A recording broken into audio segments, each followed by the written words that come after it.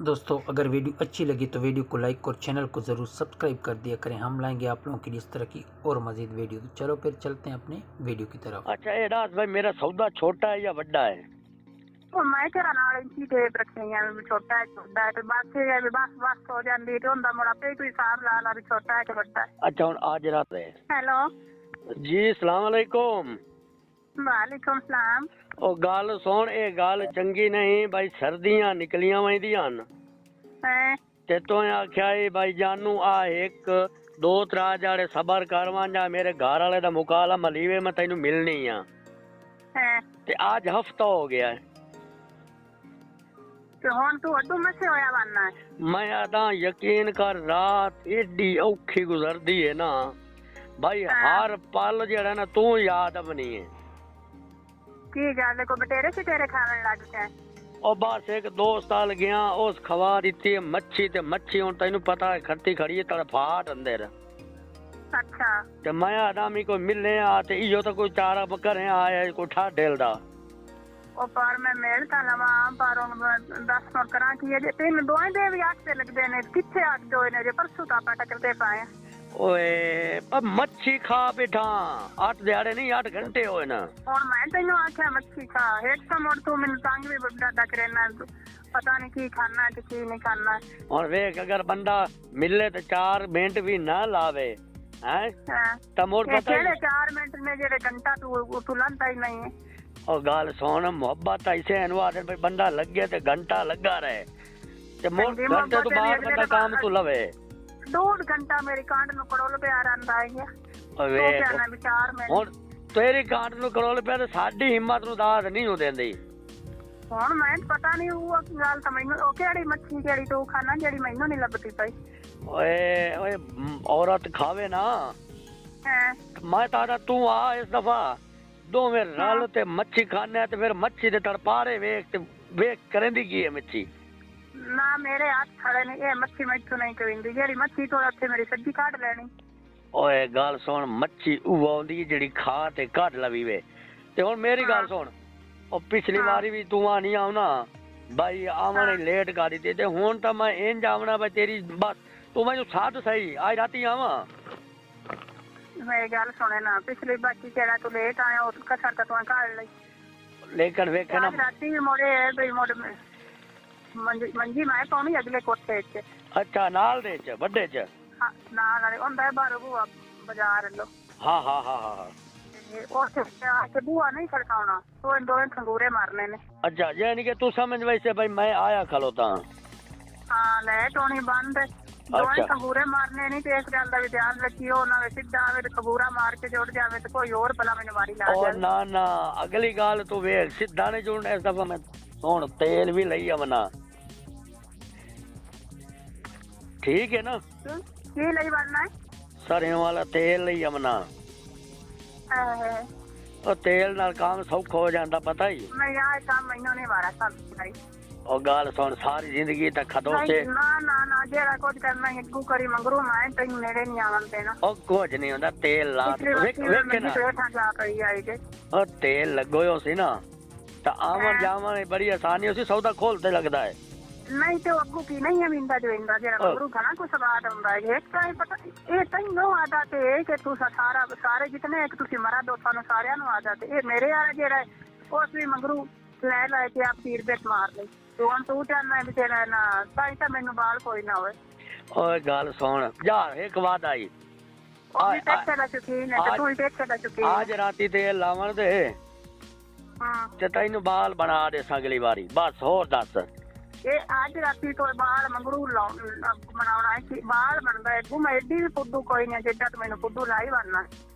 ਓਏ ਗੱਲ ਸੁਣ, ਤੇ ਤੇਲ ਵਾਲਾ ਕੰਮ ਗਿਰਦਾ ਸਾਰਾ ਤੇ ਤੂੰ ਮੈਨੂੰ ਇੱਕ ਤਾਂ ਗੱਲ ਦੱਸ ਤੋ ਹਾਂ ਪਠਾਨ ਤਾਂ ਤੇਰਾ ਨਾ ਕੋ ਦਿੱਲੀ ਨਾ ਕੋ ਤੇਰੇ ਨੇੜੇ ਲੱਗਿਆ ਨਾ ਕੋ ਤਰੇੜੇ ਲੱਗਿਆ।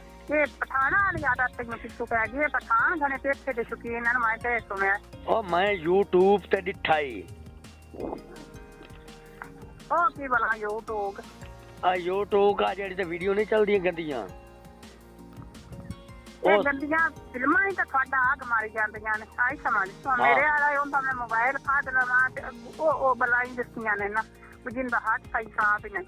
अच्छा ये दस भाई मेरा सौदा छोटा है या बड़ा है? और मैं तेरा नाल इंची टेप रखी है भी छोटा है तो बाकी है भी बस हो जाती तो उनका मुड़ा पे कोई हिसाब ला ला भी छोटा है कि बड़ा है। अच्छा हुन आज राती जेड़ा ना तेल ला ते अगली वारी जेड़ा है वादा होया तैनू बाल बना के देसा ते ए वेख भला पता ही बाल किवें बनदा है? हाँ घोड़ी बना के ठुकीवे ना हाँ तो बाल तां बनदा है ये नहीं बाहर बनता ते होर की है? ये मैं टेंशन कर जाती होगी एडी मम्मी कोई नहीं चूची कि ना कोई एडा तो चूचा है ऐसा ना ये पेट खा तू पैर मगेर के तू लंबा क्या ला रहा है